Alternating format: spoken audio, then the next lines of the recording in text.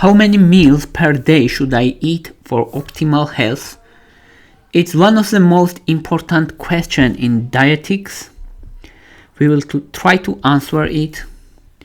First, we should say that it's more important healthy eating pattern than frequency. So it's important what you eat and quantity of the food rather than frequency of meals. It's very important part. And we have no one answer. There is many studies about frequency of meals, but there is no conclusion. We have no conclusive answer how many times eating is best for our body, but we have one interesting study about naturally slim people who are already naturally slim, how often they eating per day. And most large scale study says that they eat around 1 or 2 times per day. So most people who are naturally slim, they eating 1 or 2 times per day. Some of them eat 3 times per day with snacks, but most of them eat around 2 times a day. And they eating only when they are truly hungry. It's very important. So their eating pattern is highly intuitively. They only eating when they are truly hungry. Also, there's important question. It's better to eat small meals or large meal, which is better for our body. Here also answer is it depends and what it means. For example, 2 apples looks like large meal because their volume and their mass, they looks like large meal. And for example, 80 grams of chocolate looks like small. It's small, but chocolate is calorie dense, and fruits like apple contains small amount of calories. So in this case, apple is large meal and chocolate is small meal, but apple is much healthier and with less calories and more dietary fibers and more vitamins, and chocolate is in high calories, in high fats. So in this case, smaller meal does not equal healthy meal. But small meal, of course, has its advantages. Like for example, it's usually easier to digest and easier to control your calories. If you are adapted to eat small meals always, for you it's easier to eat less calories totally.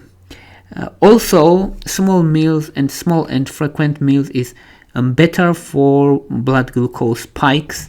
It prevents blood glucose spikes compared to large meal, because large meal can cause glucose spikes. That's difference also. But in case of large meal, there is stronger sense of fullness and person can fast following period of time.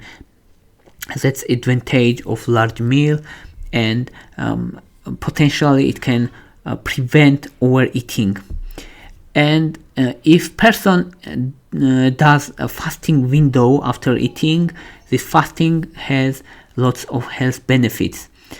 But of course, if person regularly eats large meals and frequently, it's catastrophic for person's health. That's why smaller meals is more universal. Large meal is more special case.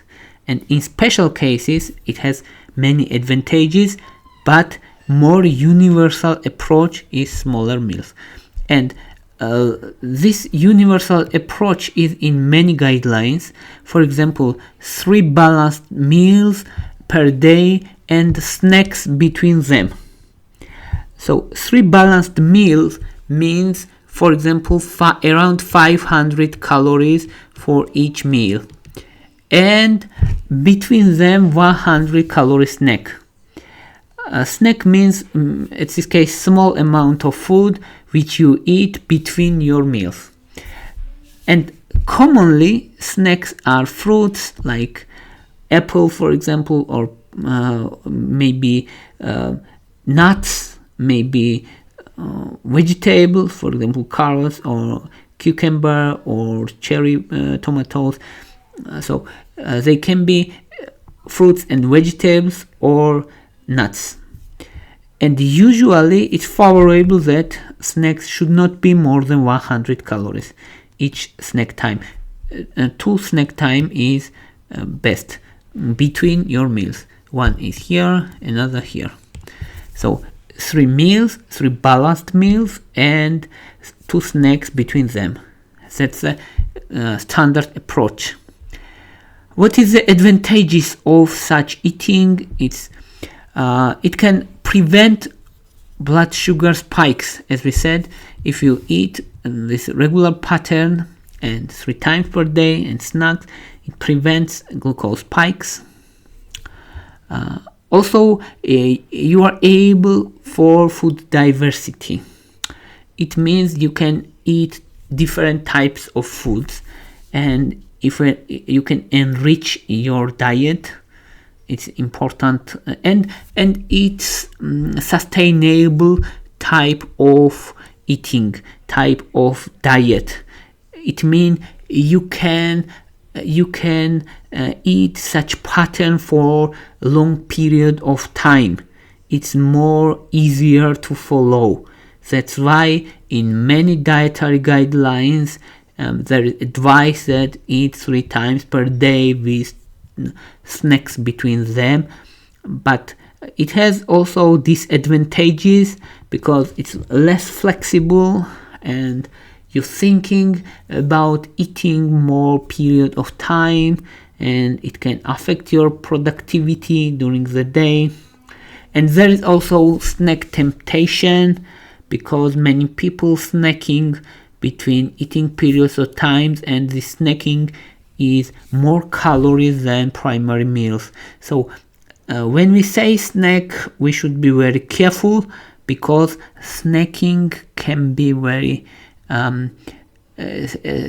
very difficult to follow strictly.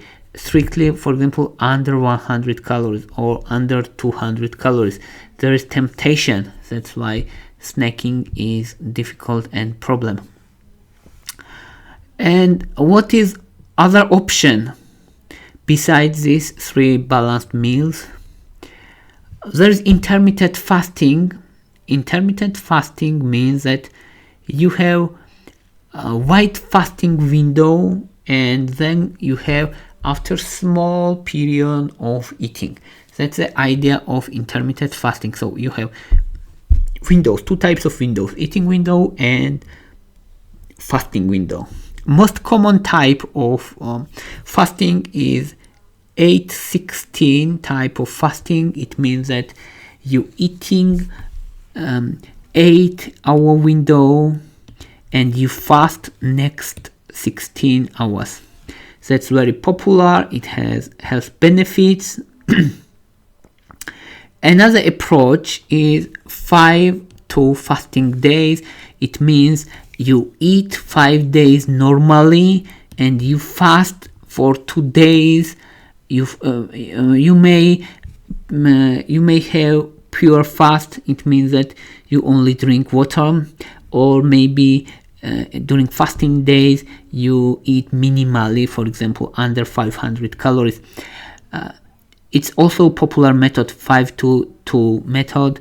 You eat normally for 5 days and fast for 2 days, 2 non-consecutive days. It's important that these days should not be consecutive. Now let's say what is advantages and disadvantages of fasting, intermittent fasting. Autophagy is important, health beneficial. It's self-cleansing mechanism of body. It looks like auto repair of cells So autophagy is important characteristic of fasting, but autophagy is more relevant when you fasting, for example, more than 24 hours. If you fast more than 24 hours, you get this advantage, fasting autophagy advantage, because autophagy is activated around after 18 hours. So if you fast, for example, 24 hours or more, you get some autophagy.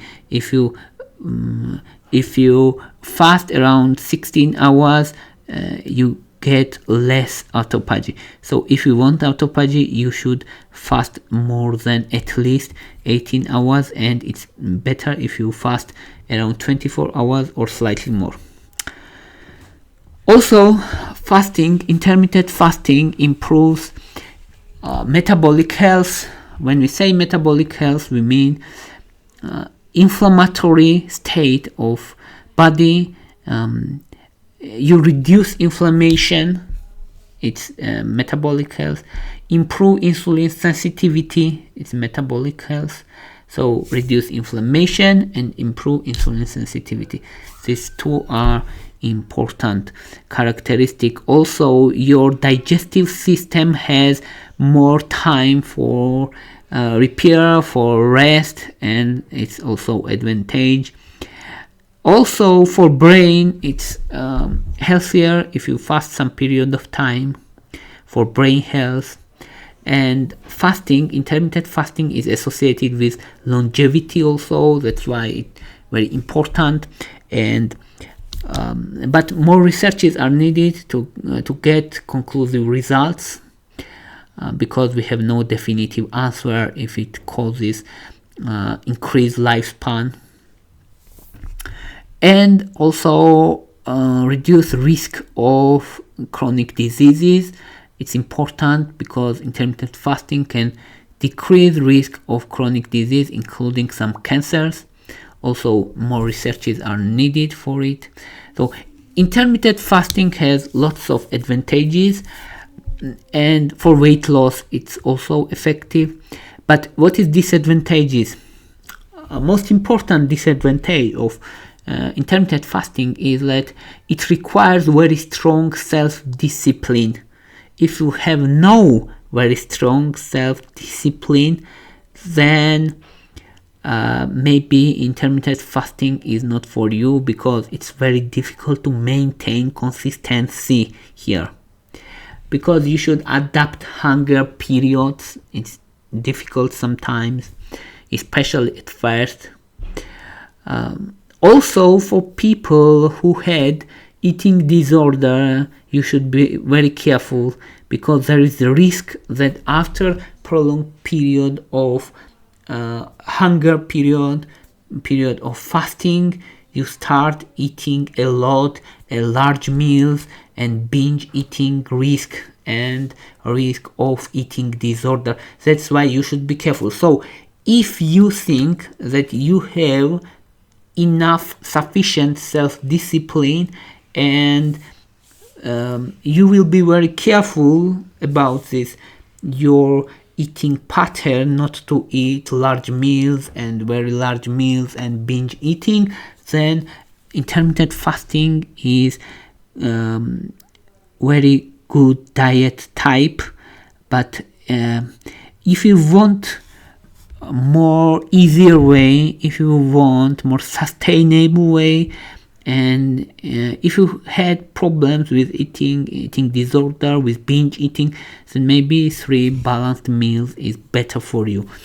That's all I wanted to say. So my conclusion is that for people with strong self-discipline and who wants benefits from intermittent fasting, intermittent fasting is better. But for people with more sensitive to food, for who it's difficult to be hungry for prolonged periods of time, and who has discipline problems, or who had binge eating problems, or bulimia, or anorexia, or eating disorders, then 3 times balanced meal is better. Thank you for your interest. Thank you for your watching. If you like my videos, please thumbs up. If you like my channel, please subscribe. Thank you very much. Bye for now.